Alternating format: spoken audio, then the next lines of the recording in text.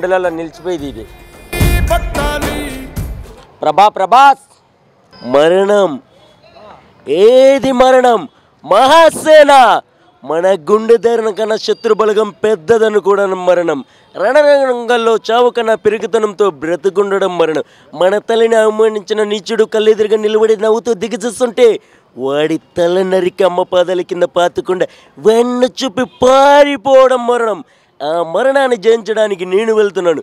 నా తల్లిని, నా నేలని ఏ నీచుడు నికృష్టుడు ముట్టుకులేడని రుమ్ము చిల్చి నెత్తురు తాగి చెప్పడానికి వెళ్తున్నాను.